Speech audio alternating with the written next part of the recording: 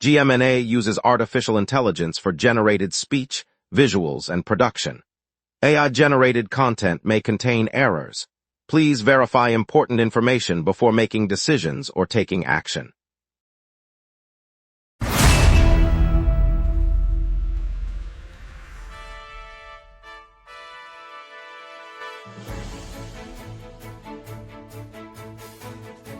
Live from the GMNA News Center, this is the Lunch Break News Hour.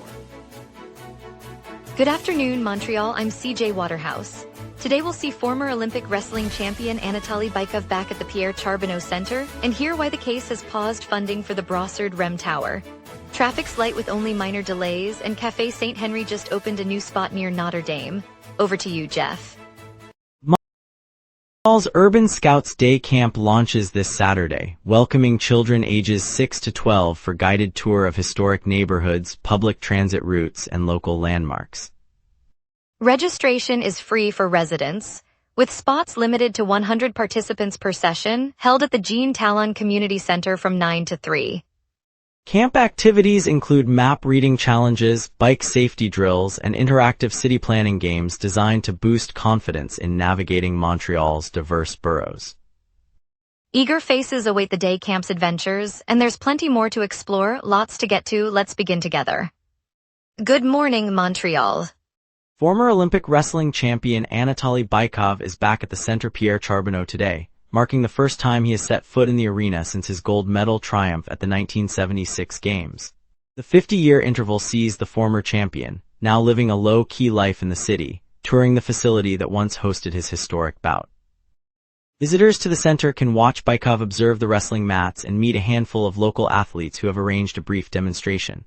The event, organized by the center's community outreach program, runs through the weekend, offering a rare glimpse of a sports legend in his hometown. Bykov's presence underscores the lasting legacy of the Games that put the island on the world stage. Located in the St. Laurent borough, the Centre Pierre-Charbonneau is a key hub for local wrestling clubs and youth programs. Today the Caisse de dépôt et placement du Québec announced it is suspending indefinitely its financial participation in a residential tower project slated for construction near the Panama REM station in Brossard. The development, intended to add large multi-unit housing blocks adjacent to the regional express network, had relied on the Caisse as a principal investor. The halt comes as the project was scheduled to break ground in the coming fall, and the Caisse said the decision will remain in effect until further notice. Officials from the municipality of Brossard confirmed the pause does not affect existing REM service, but the delay could impact timelines for the surrounding neighborhood. The funding suspension remains ongoing as parties assess next steps. The agency did not disclose specific reasons for the withdrawal, and analysts note the move may reshape financing for future transit-linked housing in the South Shore area. Today, CBC Quebec will posthumously name civil rights pioneer Gloria Bailey's a Black Changemaker, a distinction announced alongside CBC's senior producer Dion Codrington. Bailey's, a registered nurse turned activist and entrepreneur, spent decades confronting discrimination and shaping Canada's human rights framework. Her legal challenges in the 70s helped secure the right to equal treatment in housing, employment, and health services, while her advocacy contributed to the development of national human rights legislation. The honor underscores the lasting influence of her work on contemporary equity policies and on the generations of activists who follow her example. Codrington said the award reflects Bailey's unwavering commitment to justice and her role in advancing protections for marginalized communities across the country. The ceremony will be held later this afternoon at CBC's Montreal studios, with community leaders invited to recognize her legacy. Yesterday, the Quebec provincial government gave the green light to rebuild the St. Pierre Highway interchange, a project that has lingered in studies for more than 10 years. The approval marks the first formal step toward replacing the aging junction that links Autoroute 15 with the city's east-west corridor. Officials said the decision clears a major hurdle, but detailed design work, environmental reviews, and a tendering process still must be completed before any ground can be broken. Transportation Minister announced that the province will allocate the required funding in the upcoming budget, and that construction is not expected to start until the next fiscal cycle. The move aims to improve traffic flow and safety for commuters who rely on the interchange daily. The interchange sits at the junction of Autoroute 15 and the east-west corridor that serves the Plateau and Rosemont neighborhoods, a long-standing bottleneck that commuters have long complained about. Montreal Pride organizers announced today that security will be significantly tightened for the city's annual Pride Festival. In response to the fatal terrorist attack in Berlin, the committee said nearly 10% of the event's budget has been earmarked for additional police presence, screening equipment, and emergency coordination. The heightened plan includes expanded perimeter checks at key venues, such as the Gay Village and the upcoming parade route along St. Catherine Street, as well as a dedicated rapid response team on standby. Officials emphasized that the measures are designed to protect participants and spectators while preserving the festival's open atmosphere. Security briefings will begin the week before the opening ceremony, and additional volunteers will receive training on crowd management. The celebration, slated to begin next month, will proceed under the new safety protocols, with organizers pledging close cooperation with municipal police and provincial security agencies. Coming up, we'll hear how Montreal's Urban Scouts Day Camp teaches kids to navigate our streets. Plus more after the break. We will be right back. Watch the local sunset tonight at 6 p.m. for all your local Montreal news. Welcome back, everyone. Let's jump straight into the stories that matter in our neighborhoods. Jeff Laflamme, take it away with the local news. Yesterday, the Scouts Urbans rolled out a new day camp called Urban Scouts, aimed at teaching kids how to get around the city without a phone. The program, which runs for a single day, welcomes children 9 to 14 and relies on paper maps rather than digital navigation. Organizers said the goal is to give youngsters the confidence to locate landmarks and transit stops on their own.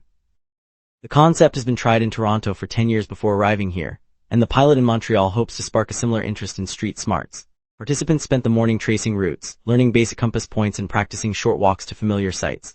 By the afternoon, they were challenged to find a designated cafe using only the map they'd drawn. The camp's founders expect the hands-on approach to become a regular summer offering. Yesterday, the league confirmed that outfielder Sean Farrell is set to sign with a franchise in Anaheim, while infielder Sasha Pastujov will suit up for a club right here in Montreal. Both athletes spent last season in the American League, and their moves signal fresh opportunities as the new campaign approaches. Farrell's transition to the West Coast brings a power bat that fans in Anaheim will hope to see in the upcoming spring training roster. Pastujov's arrival adds depth to the local lineup, giving Montreal supporters another homegrown talent to follow. The contracts are expected to be finalized in the coming weeks, and both players are gearing up for preseason workouts. Their switches illustrate how the league's talent pool continues to shift across the continent, offering new storylines for fans on both coasts. The Alouettes turned a tight contest into a decisive victory on Friday night at Percival Molson Stadium. After trailing into the final period, Montreal piled on 14 points in the fourth quarter to pull ahead of Hamilton. The 14 points resulted from 2 touchdowns followed by a 2-point conversion. The surge gave the home team a final margin that secured the win, ending the game with a score that reflected the late-game rally. Fans in the stands witnessed a series of quick drives that culminated in the scoring burst, erasing the earlier deficit. The Tiger Cats, who had led for most of the match, were unable to respond as time wound down. The victory came on July 26, giving the Alouettes momentum heading into the next week's schedule. Spectators enjoyed a lively atmosphere throughout the contest. Microbrewery numbers in Quebec have slipped for the first time in 15 years, ending a 2-decade stretch of growth. Industry analyst Carl Rettino Perizzelli reported that the count fell during 2024 and continued into 2025 after steady expansion since the early 21st century. He pointed to shifting business models, persistent inflation, and evolving drinking habits as the primary drivers. The contraction means fewer local tap rooms and potential job losses for brewers and service staff, tightening the market for craft beer lovers who once enjoyed a surge of new options. While the sector had added dozens of new breweries each year, the recent slowdown signals a turning point for small producers navigating higher costs and changing consumer preferences. City officials warned that the decline could ripple through related supply chains, from hop growers to distribution networks, underscoring the broader economic implications. On July 26, the provincial government and Urgences Santé announced a collective bargaining agreement with more than 1,000 paramedics across the Montreal and Laval regions. The deal ends a multi-year stretch during which ambulance crews operated without a formal contract, a situation that prolonged negotiations and uncertainty for frontline responders. Officials said the agreement will bring clearer terms on wages, scheduling, and safety provisions, which should translate into steadier staffing and fewer disruptions for residents relying on emergency transport.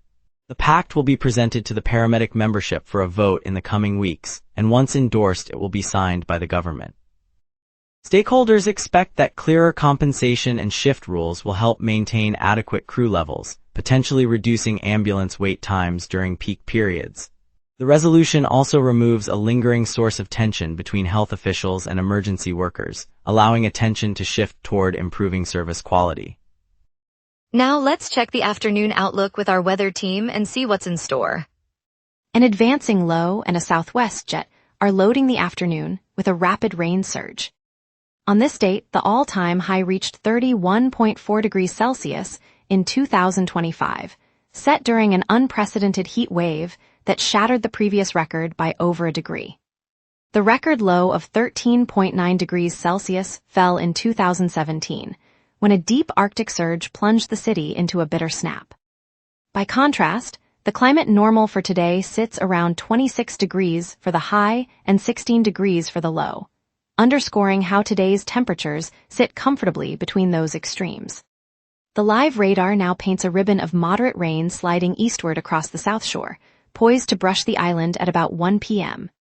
The southwest jet, moving at roughly 49 kilometers per hour, is steering the system toward the St. Lawrence corridor, where the core will thicken and peak near 7 p.m. over downtown.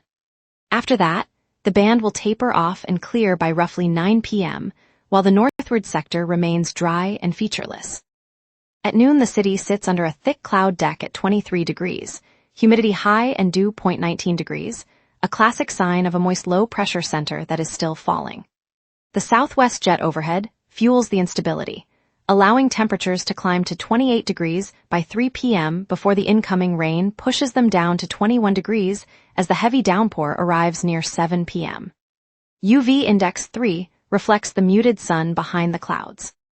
Winds remain modest, 20 kilometers per hour from the southeast, well below gust concern. No active weather alerts are in force. The scene now shifts to the upcoming 5-day pattern. Wednesday brings another low-pressure push, with a high of 23 degrees and a low of 18 degrees, overcast skies, and a 60% chance of rain.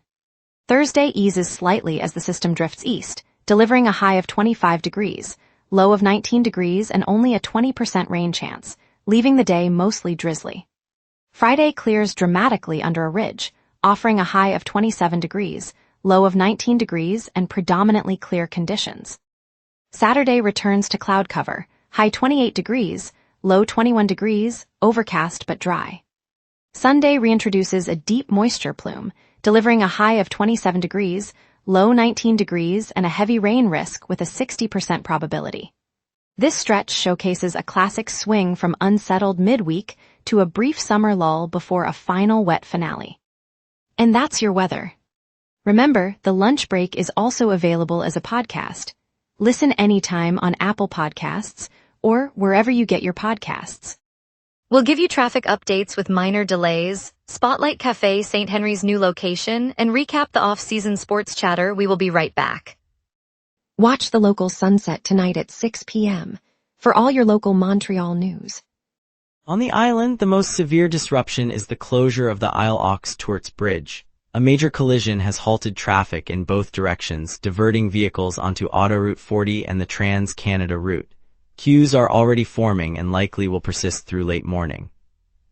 A second major blockage is the Louis-Hippolyte Lafontaine tunnel between Longueuil and Montreal. An overturned truck has shut the tunnel for several lanes, pushing drivers onto Autoroute 25 and nearby surface streets. Expect slower speeds and occasional standstill. A minor incident is holding up the service lane on Tellier between Notre Dame and the downtown grid. It will clear shortly, but a few minutes of delay remain. Construction continues on Rue Lesage near Hickson, Avenue des Selles between Lacombe and Queen Mary, northbound Côte des Neiges at Le Boulevard, and Rue de la Commune Est between Saint Gabriel and Place Jacques Cartier. All sites operate under reduced speed, adding a few extra minutes to travel. Transit runs on schedule with no reported interruptions. Fierté Montreal Pride 2026 is in full swing, with indoor parties, plays, comedy and dance shows lighting up venues across the city. It's a chance to connect with the city's vibrant LGBTQ+ spirit and enjoy top-tier entertainment without braving the heat. At Time Out Market Montreal, Cirque du Soleil's Echo Photo exhibition invites you to step behind the scenes of the iconic show, offering striking images that reveal the artistry and daring that define the circus. Seeing those behind-the-scenes moments deepens your appreciation for the daring acrobatics you love. Families can also head to Time Out Market for free kids activities and a live Cirque du Soleil experience, turning a rainy afternoon into a playful adventure for little ones. The free activities keep youngsters engaged while you soak up the circus atmosphere. All three options are happening now, so whether you crave celebration, visual art, or family fun, Montreal has a spot waiting for you. And now here's Jason with sports. Habs buzzes with interviews, a key trade and a rising star eyeing all-star glory. Nick Suzuki, Cole Caulfield and Lane Hutson field questions about Hutson's debut, underscoring the young defenseman's integration into the blue line. Meanwhile, the Canadians flip Sean Farrell for Sasha Pastujov, a third-round pick turned forward, adding depth at wing and signaling a shift towards speed and versatility. The Canadians lock up Sasha Pastujov, a 23-year-old forward, in exchange for Sean Farrell. Pastujov's restricted free status mirrors Farrell's, giving Montreal flexibility while bolstering a second-line scoring option and creating a competition for the right wing spot as training camp approaches. Juraj Slavkovsky earns a projected spot on Team World for the 2027 All-Star Game, a nod to his standout Olympic showings. The selection boosts his profile and gives Montreal a marquee forward to showcase, while fans will watch his offensive spark translate to regular season production. Café St. Henry in Old Montreal has just opened a new specialty spot on the front courtyard of the Notre Dame Basilica.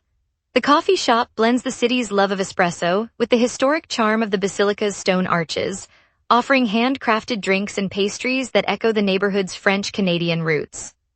What makes this opening special is that a portion of every cup goes straight to the ongoing restoration of the 200-year-old landmark, helping keep the basilica's frescoes and stained glass shining for future generations. Locals already gather there, turning the courtyard into a lively meeting place. It's a reminder that everyday businesses can be guardians of our heritage, and that Montreal's cafes are as much about community as they are about coffee. Stay tuned for a heartwarming tribute as we celebrate Gloria Bailey's, honored posthumously as CBC Quebec's Black Changemaker, up next. Coming up tonight at 6, the local sunset. Your neighborhood, your city, your news. From City Hall decisions to the stories happening right on your street, we cover what matters most to Montrealers. Join us tonight at 6 p.m. on GMNA for the local sunset, Montreal's evening newscast. The Quebec Transport Ministry has announced that the multi-million-dollar reconstruction of the Saint-Pierre interchange has officially entered the planning stage, a move that could dramatically reshape traffic flow for commuters in Lachine. We go live to Carl Dumont at the site. Carl Dumont is there. Carl Dumont. Thanks, CJ Waterhouse. I'm standing on the concrete deck that already spans the busy arteries of Highway 20 and Route 138, the roar of rush hour traffic humming beneath me. Construction crews have cleared the old overpass, leaving a skeletal frame of steel girders that rise like a scaffold against the sky. Engineers and planners have set up temporary signs, while a group of local shop owners watches from a nearby sidewalk cafe, coffee cups in hand, eyes on the blueprints spread across a folding table. The Quebec Transport Ministry just announced that the project moves into the planning stage, shifting from demolition to design. The new elevated structure will lift traffic above the riverbank, promising smoother flow, longer-lasting bridges and dedicated lanes for cyclists and buses to encourage sustainable mobility. Residents are invited to share ideas, hoping the redevelopment will bring green spaces and fresh storefronts to a neighborhood that's long waited for change. This isn't just concrete and steel. It's a chance to reshape daily life for commuters and families alike. Carl Dumont virtually at Saint-Pierre Interchange. On a bright Saturday morning, I found myself on Notre Dame East, the lively artery that stitches together the Plateau and Mile End. The sidewalk was alive with the clatter of cyclists, the hum of a street musician coaxing a mellow tune from his sax, and the scent of fresh croissants spilling from a newly opened bakery. I met Liz, a longtime shopkeeper whose family has tended the corner hardware store for generations. She showed me the fresh teal paint she chose for her storefront, a small but bold statement of renewal. Further down, a group of high school students were sketching a mural on a vacant wall, their bright colors already turning the blank brick into a hopeful portrait of community. As the sun slipped lower, the neighborhood gathered for an impromptu sidewalk coffee, sharing stories of the street's past and ideas for its future. In that moment, the pulse of Notre Dame East felt unmistakably alive, proof that even after decades of stalled plans, the spirit of the community can paint its own bright horizon. Montreal keeps moving forward one street at a time. In the heart of Laval's bustling St. Denis district, Mayor Stéphane Gagné stood before a modest crowd gathered in the historic St. Denis Community Hall. He was flanked by a group of parents, a retired teacher, and a teenage student clutching a crayon-drawn map of the city's orange metro line. The mayor's voice, steady and measured, outlined his vision. Extending the Orange Line into Laval would make commuting 10 times more efficient than the province's proposed third link, linking families to schools, jobs, and cultural venues across the island. He described the concrete tunnel under the Rivière des Prairies as more than steel and stone, a lifeline that could carry the laughter of children from the Jean Talon Market to the Plateau's cafes in minutes. A vivid moment came when a local mother, eyes bright, thanked the mayor for thinking of her son who walks 2 kilometers to the nearest station each morning. The council's applause echoed through the hall, a reminder that progress is felt in everyday moments. It's a reminder that a city's future is built one connection at a time. Thanks, Montreal, for joining us on the lunch break. Tonight's highlight, Gloria Bailey's being honored posthumously as CBC Quebec's Black Changemaker, reminded us of the power of community. We'll be back tomorrow with fresh stories and insight, so tune in again and keep the conversation going and stay curious.